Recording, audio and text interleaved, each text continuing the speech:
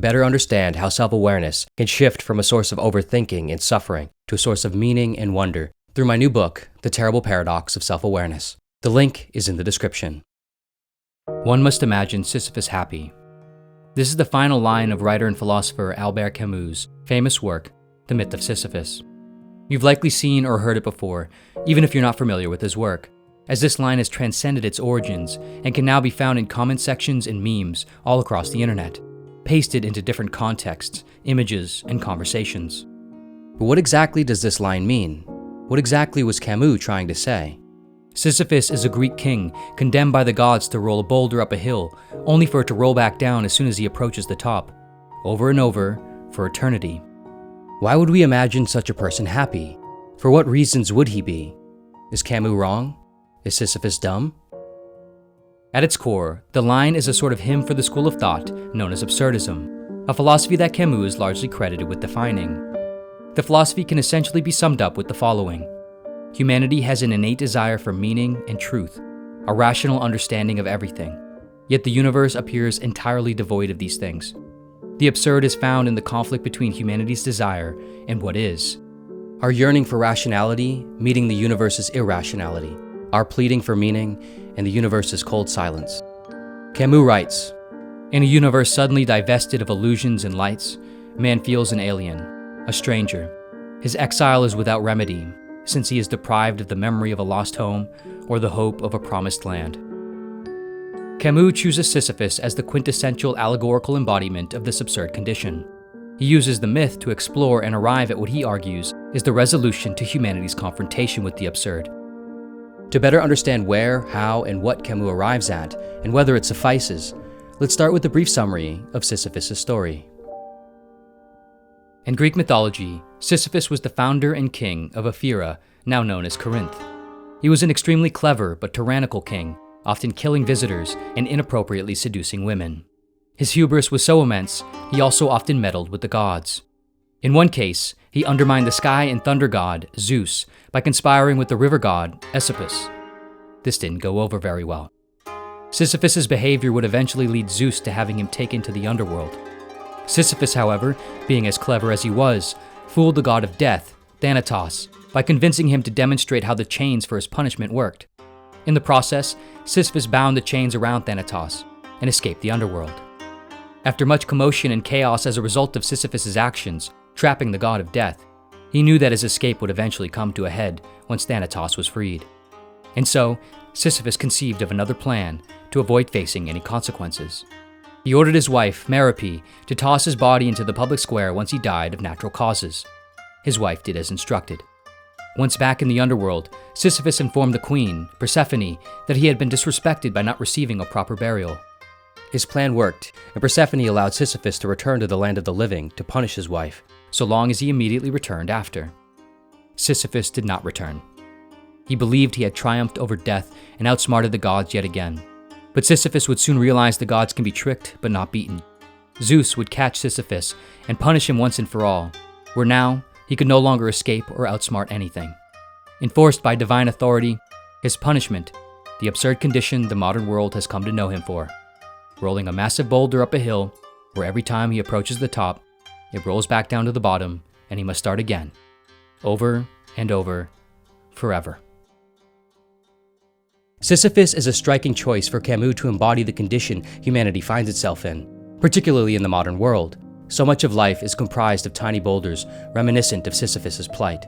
From cleaning the house and paying the bills, to day-to-day routines and work, to career benchmarks, social achievements and relationships, to humanity's technological and scientific progress. These all have a kind of looping futility to them. They fail, end, or lead to new problems. Even if we accomplish them, we find ourselves essentially back where we started, bored, confused, and desiring of something we can't quite satiate or put our finger on. And of course, all will ultimately be crushed under the weight of the one giant boulder that is life itself. Everything we do and accomplish, everyone we love, everything we learn, obtain, or think we've made sense of, will turn to dust underneath the boulder of our mortal transience. And if we see no obvious afterlife, no obvious order in the universe, no ultimate answers to our why questions, it all seems to go nowhere, back down the hill. Camus writes, "To work and create for nothing, to sculpture in clay, to know that one's creation has no future, to see one's work destroyed in a day while being aware that fundamentally this is no more importance than building for centuries. This is the difficult wisdom that absurd thought sanctions. So back to the question. If this is Sisyphus' story and eternal condition, and this is what Camus is paralleling to humanity's condition, why must one imagine him happy? What about this condition gives any reason to believe in the possibility of happiness? There are, of course, many interpretations one can make about Sisyphus' psychological state and Camus' philosophical intention. It's helpful to first ground those interpretations in the cultural and historical context in which Camus was writing in. Born in French Algeria in 1913, he grew up during a period of immense cultural volatility and change. Between the world wars and the increasing collapse of societal structures, Camus existed in a world comprising heavy hearts and unstable ground. In adulthood, he had become a major figure, a part of the existentialist movement, helping form its shape and popularity alongside the likes of philosophers like Jean-Paul Sartre, Simone de Beauvoir, and Martin Heidegger. Fundamentally, the existentialist view is that life has no inherent meaning, and meaning can only be forged subjectively through human choice and action, rather than discovered as an external truth. In the words of Jean-Paul Sartre, in life, a man commits himself, draws his own portrait, and there is nothing but that portrait. During this time, humanity began to find itself increasingly consumed by a shadow cast by the carcasses of progress and religion. Nihilism was taking the form of this shadow, and existentialism, and subsequently absurdism, were trying to find the edges of light. After all, it's one thing to endure the pains and hardships of existence when you believe there is a grand purpose to everything, when a heaven awaits, when meaning is there for you in your first breath and carrying you softly unto your last.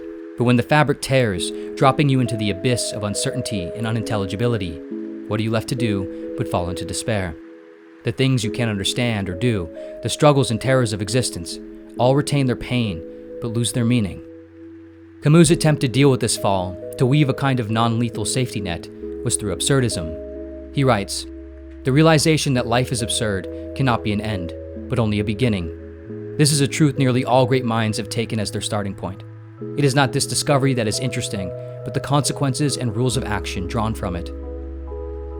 Camus' broader argument with Sisyphus is that rather than despairing over his condition, if Sisyphus acknowledges it with lucidity, recognizing and embracing its total absurdity, and refuses to depend on grand illusions about some better tomorrow in which the boulder will hold or a new life will come, and continues on anyway, he triumphs over his condition. He revolts against it with his happiness. That is, his happiness is part and parcel of his triumph and revolt, rather than an outcome of it. Likewise, for Camus, we should revolt against our futile condition, against nihilism, with a kind of defiant joy, an endeavor to spiritedly continue not in denial of the absurdity of our lives, but in the face of it, embracing it without languishing. This is perhaps where one might find themselves unsatisfied with such a conclusion. On the surface, without further context, analysis, or interpretation, this can almost feel like a form of just be happy advice. What if one can't imagine Sisyphus happy? What if one can't imagine themselves happy? Where does one go from there? Is it hopeless? As I write in my book, The Terrible Paradox of Self-Awareness, we want more than the individual meaning and purpose we imagine for ourselves. We want more than to imagine we are happy. We want the boulder to go somewhere else, to mean something else. Part of the problem, it seems, is Camus' choice of words here. Happy simply does not appear to be the appropriate term. And within the work, Camus does not clearly define it to mean anything beyond the definition we tend to associate it with. That is, the feeling of pleasure. Even a broader definition of happiness, like content, still seems to be a bit off, at least on its own. Sisyphus is both in and aware of a wretched condition, and he's not a fool. He's smart to a fault, and continuing to strive to do something over and over, by force or otherwise, seems somewhat antithetical to contentment, at least without imagining other things about him. And perhaps that's what we should do. Rather than mere happiness, Sisyphus's ideal and realistic state can be understood best through total acceptance. Camus writes, "The absurd man thus catches sight of a burning and frigid, transparent and limited universe, in which nothing is possible but everything is given, and beyond which all is collapse and nothingness. He can then decide to accept such a universe and draw from it his strength, his refusal to hope, and the unyielding evidence of a life without consolation." Sisyphus has no choice in his condition, and so his choices become limited to the framework of his perspective and attention, though it is arguably a big leap to suggest that from here, he can brute force his way to happiness through merely withstanding or revolting against his condition, there's something profound still to be maintained here. In radical acceptance, Sisyphus can begin relieving the tension between himself and his conditions, freeing up his mental space and energy to determine a better way to engage with his conditions.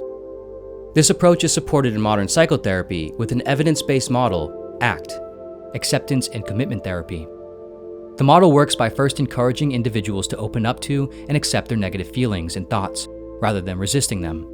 In doing so, it is found that one can form a better relationship with their thoughts and feelings, creating a kind of distance between them and one's awareness or sense of self. Thoughts and feelings become like passing objects in a sea of mental and bodily activity, of which the individual observes rather than controls or attaches to. This approach to self-awareness is what is known in the model as self as context, which differs from the more typical conception of oneself as being one and the same as their thoughts and feelings, which is known as self as content. For Sisyphus, self as content might entail an attitude like the following: I am rolling this rock up this hill for no reason. What I am doing is pointless. I'm pointless. Everything is pointless. Whereas self as context might entail something like, I'm experiencing thoughts about why I'm rolling this rock up this hill for no reason. But my thoughts are not me, and this condition is something I am observing. This may seem like a semantic sleight of hand, and that's fair, but in the latter, there's a gap created between phenomena and perception, awareness. And within this gap, we can change the quality of our responses to our experiences. In some cases, when we can, this might mean stopping rolling the rock up the hill. In other cases, it might mean orienting our perception differently about the process of rolling the rock.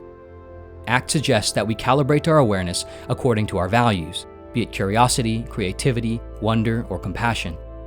In other words, once we've accepted our condition, or at least what we cannot change, we still can and must decide what we should do and what we should care about within our constraints. In this, we paradoxically reclaim ownership over our situations. We go from using our energy to resist or deny reality, or attempting to withstand it heroically, to flowing with it and orienting ourselves in simultaneously real and productive terms. Perhaps Sisyphus might try to be the best rock roller he can, paying close attention to each step and each push, getting better and better each time.